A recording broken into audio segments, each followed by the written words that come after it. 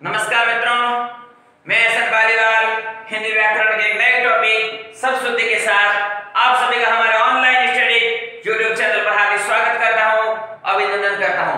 आज हम एक नया टॉपिक पढ़ेंगे सब शुद्धि। वर्तनी की दृष्टि से इसका बहुत ही महत्व है। अब इसके अंदर प्राय जहां पर कर्ण शब्द लिखा हुआ आता है, कर्ण शब्द से पूर्व एक क्या रूप आता है, वो प्राय बड़ा आता है। जैसे हम कहें केंद्रीकरण, कर्ण शब्द जुड़ा हुआ है और यहाँ पर जो एक का है वो दीर्घ रूप आ रहा है। ये रूप राइट है। अगर हम इसको ऐसे लिखें केंद्रीयकरण तो ये गलत है। केंद्रीयकरण शुद्ध रूप होता है। अगर हम बात करें, शब्द लिखा है हमने मानवीकरण, करण आया हुआ है इसलिए एक का दीर्घ रूप आया है। ऐसे हम लिख सकते हैं एकीकरण, औद्योगिकरण, सशक्तिकरण, वैश्वीकरण, एक का दीर्घ रूप आता है। लेकिन इसमें भी कुछ अपवाद है। जैसे हम लिखते हैं अभिकरण, कर्ण शब्द जुड़ा हुआ है लेकिन एक का छोटा रूप आया हुआ है। जैसे हम लिखते हैं अधिकरण, तो इसमें भी एक का रूप छोटा आया हुआ है। तो ये दोनों अपवाद है। अब दूसरी बात अगर हम करें, स्त्रीवाचक शब्द होते हैं वो प्राय बड़े होते हैं, दीर्घ रूप में होते हैं। जैसे हम कहें स्त्री, एक का दीर्घ रूप है।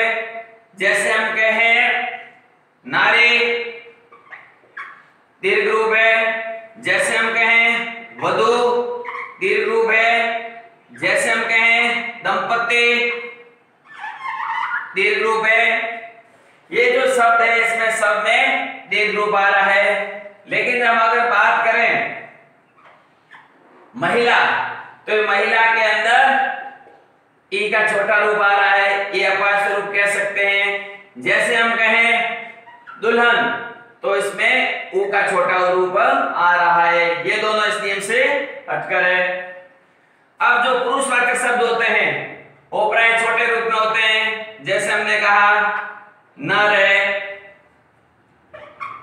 वर है, ये जो शब्द है प्राय छोटे रूप के अंदर है। और इसके अंदर भी अगर हम मान लो दुल्हा लिखते हैं तो ये ऊ का दीर्घ रूप होता है। ये इस नियम से हटकर है।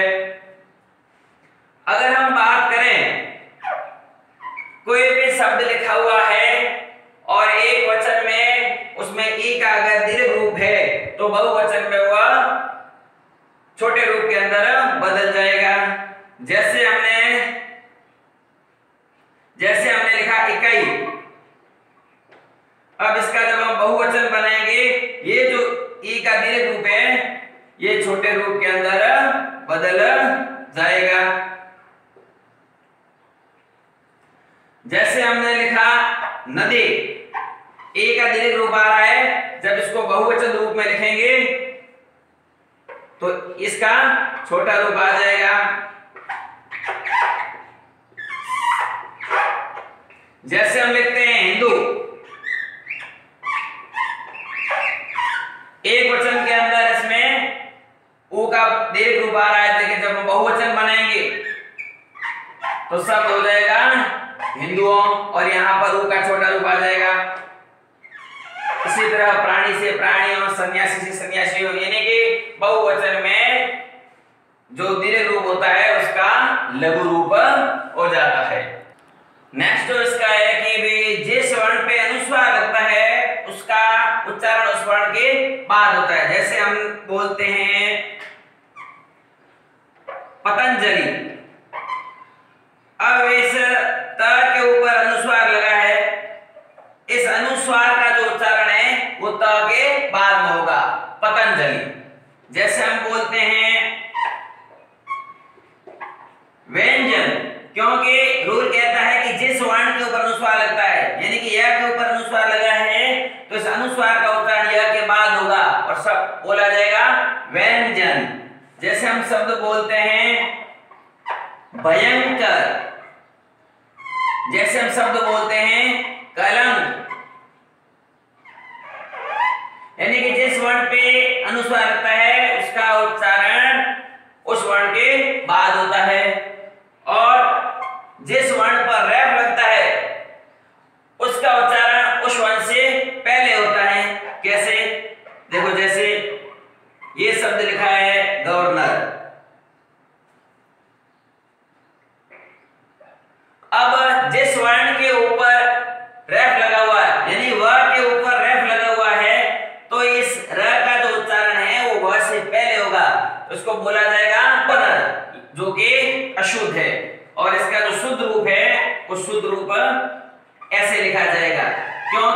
कहता है कि जिस वर्ण के ऊपर रेफ आता है उसका उच्चारण उस वर्ण से पहले होता है और इसका उच्चारण हो जाएगा गवर्नर। ये एकदम शुद्ध शब्द है। जैसे हम बोलते हैं आशीर्वाद, ये बिल्कुल शुद्ध रूप है इसका, क्योंकि जिस वर्ण के ऊपर रेफ लगा हुआ है उसका जो उच्चारण है इस वर्ण यानी व से पहले होना चाहिए और शब्द बोला जा रहा है आशीर्वाद, जो कि एकदम शुद्ध है। इसी तरह हम लिखते हैं परिवर्तन, त से पहले इस रेफ का उच्चारण हो रहा है। ऐसे कई शब्द हैं जिसके ऊपर रेफ लगा होता है, जिस वर्ण के ऊपर रेफ का उच्चारण है उस वर्ण से पहले किया जाता है। जैसे बोल सकते हैं पुनर्विवाह, पुनर्जागरण, ऐसे कई शब्द हैं। नेक्स्ट अब एक इसमें और है जो आधा वर्ण होता है। आधे वर्ण के ऊपर कभी भी रेफ नहीं लगता है। जैसे हम कहते हैं, एक शब्द देते हैं सामर्थ्य, सामर्थ्य, आधे वर्ण के ऊपर कभी भी रेफ नहीं लगता है। नेक्स्ट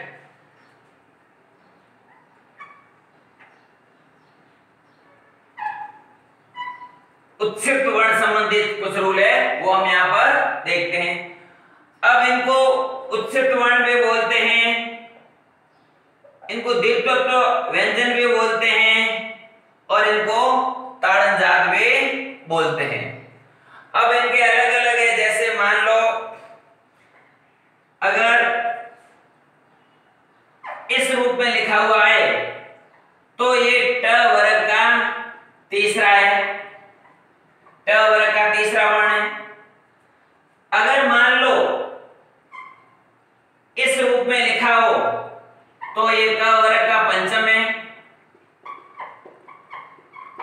और अगर ये इस रूप में लिखा हुआ होता है तो ये उत्क्षिप्त वर्ण है, ताड़नजात वर्ण है।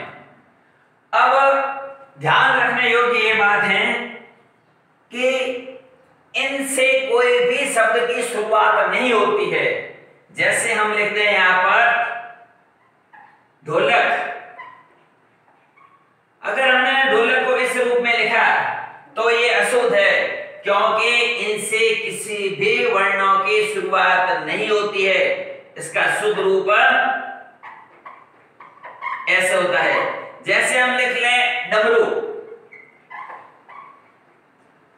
अगर इसके नीचे हमने बिंदी लगाई यानी उत्क्षिप्त वर्ण का रूप दे दिया तो रूल कहता है उत्क्षिप्त वर्णों से कोई भी शब्द शुरू नहीं होता है, इसलिए वर्तनी की दृष्टि से अशुद्ध है और जो इसका जो शुद्ध रूप है ये इसका शुद्ध रूप होगा। उसी तरह हम ढक्कन बोल सकते हैं और भी कई उदाहरण हैं।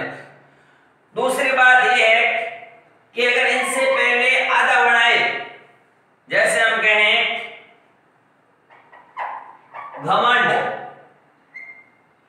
एक घमंड का रूप ऐसे लिखा हुआ है और दूसरे का रूप ऐसा लिखा हुआ है, तो वर्तनी की दृष्टि से शुद्ध होता है, क्योंकि उत्क्षिप्त वर्णों से पहले आधे वर्ण नहीं आते हैं। अगर इनसे पहले आधे वर्ण आते हैं तो ये उत्क्षिप्त वर्णों का रूप नहीं होता है। जैसे हम बोल दें पंडित,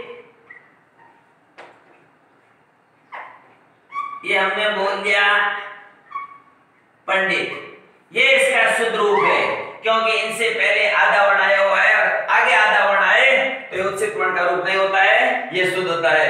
उत्क्षिप्त वर्ण प्राय बीच में या अंत में लगे हुए होते हैं, यानी कि इन दो रूलों को छोड़ दें, बाकी वाले जो सभी होते हैं उत्क्षिप्त वर्ण की श्रेणी में आते हैं। जैसे हमने बोल दिया सड़क, इसके अंदर बीच में आ रहा है उत्क्षिप्त वर्ण। जैसे हमने बोल दिया मारवाड़, इसके अंदर पीछे आ रहा है उत्क्षिप्त वर्ण। अगर हम बात करें तो जहां पर अनुस्वार लगता है, प्राय बात कर रहा हूं मैं, जहां अनुस्वार लगता है तो उसके आगे उत्क्षिप्त वर्ण आने की संभावना कम रहती है। जैसे मैंने लिखा मेटल, तो उसके आगे उत्क्षिप्त वर्ण आने की संभावना कम रहती है। जैसे मैंने लिखा खांड, ये इनका शुद्ध रूप है, प्राय होता है। अगर हम बात करें जहां पर हलंत आता है तो हलंत के साथ इनका प्रयोग नहीं होता है। जैसे हम कहें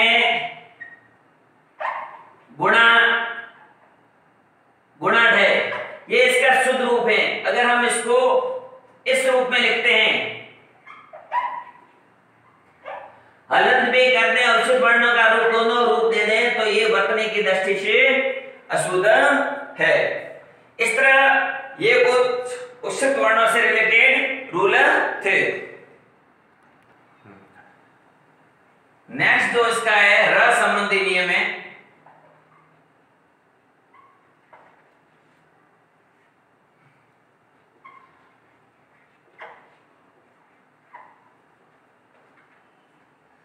जैसे हम लिखते हैं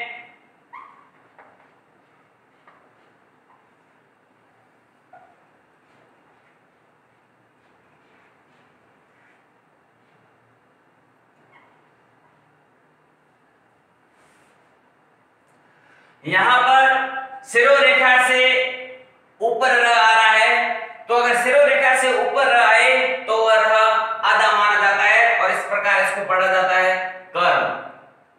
उसी तरह जैसे ये लिखा हुआ है धर्म,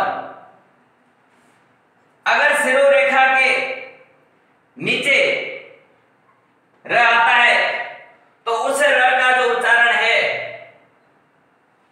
वह पूरा होता है, यानी कि इसको बोलते हैं कर्म।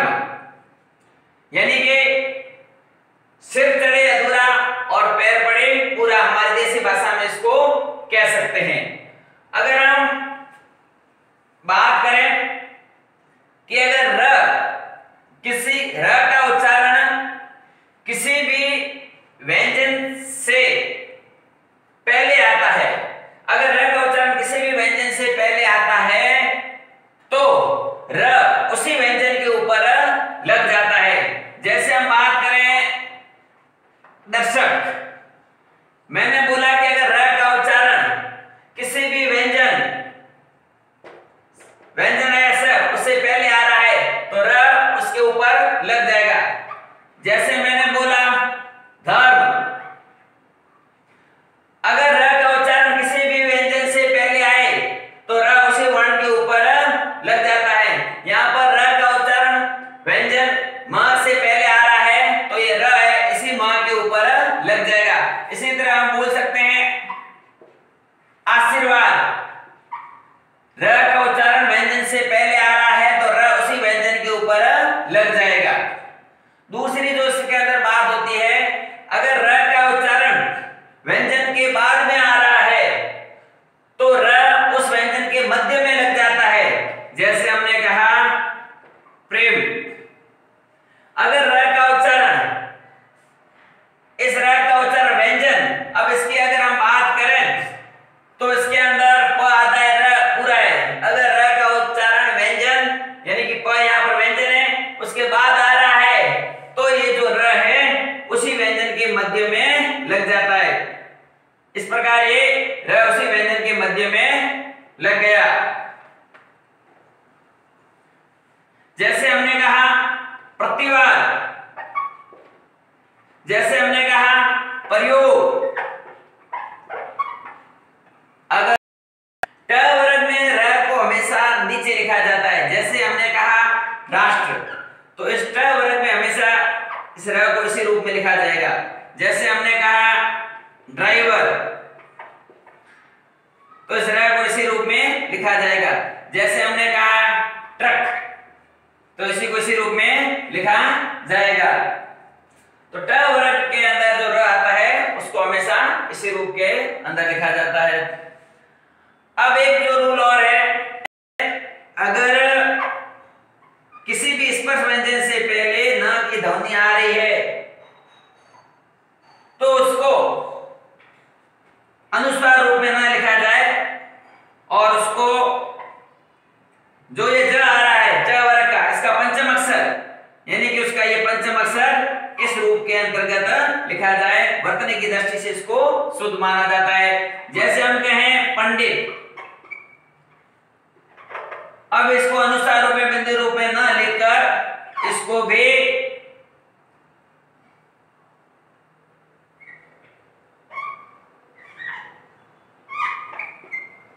इस रूप के अंतर्गत लिखा जाए, क्योंकि ड आ रहा है ट वर्ग का और इसलिए इसका जो पंचम वर्ण वो लिख दिया और इसको इस रूप में लिखा जाए। वर्तनी की दृष्टि से ये शुद्ध माना जाता है। नेक्स्ट हम अगर बात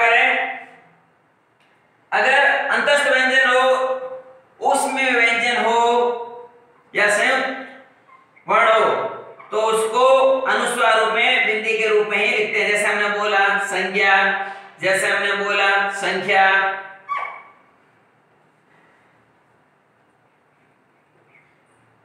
संशय, तो इनको अनुसार रूप में या बिंदु रूप के अंतर्गत ही लिखा जाएगा। नेक्स्ट जो इसके बाद है, अगर संख्यावाची शब्द है तो संख्यावाची शब्दों के अंदर उसको जो उसके में विभक्ति रूप होता है उसको अलग से नहीं लिखा जाता है, अलग से लिखा जाता है। जैसे हम लिखें सेवा में, तो इसको अलग से लिखा जाता है, ना कि इस रूप में लिखा जाता है। अगर इस रूप में हम ये लिखते हैं इसको साथ साथ, तो ये इसका अशुद्ध रूप है। जैसे हमने कहा राम ने, तो इसको ये अलग रूप से लिखते हैं, ना कि इसको इस रूप में लिखते हैं। अगर संज्ञावाची शब्दों के साथ विभक्ति रूप लिखते हैं तो उसको अलग रूप में लिखते हैं, साथ के रूप में नहीं लिखते हैं।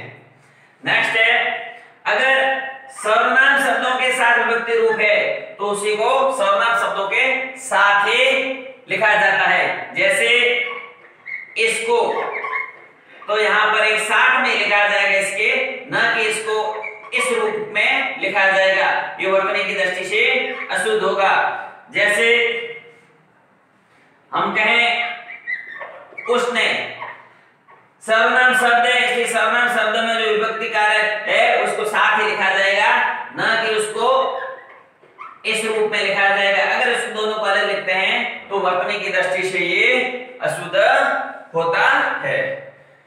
इस तरह हमने शब्द शुद्धि के कई रूल आपके बीच में रखे। और भी कोई शब्द है जो अमूमन प्राय पूछे जाते हैं परीक्षा की दृष्टि से, जैसे हम कहें कवयित्री, ये इसका शुद्ध रूप होता है, अमूमन परीक्षाओं के अंदर पूछे जाते हैं। जैसे हम कहें रचयिता, इसको भी परीक्षा में पूछा जाता है, शुद्ध रूप है। आशीर्वाद, इसको भी अमूमन परीक्षाओं में पूछा जाता है। जैसे हम कहें मिष्टान, ये इसका शुद्ध रूप है, परीक्षा की दृष्टि से कई बार इनको पूछा जाता है। इस प्रकार मित्रों हमने शब्द शुद्धि के नियमों को पढ़ा। आशा करते हैं कि आपको हमारा ये जरूर चैनल पसंद आया होगा। आप इसको लाइक करें, शेयर करें और सब्सक्राइब करें। कल हम फिर आपके बीच एक नए टॉपिक के साथ हाजिर होंगे। तब तक के लिए धन्यवाद।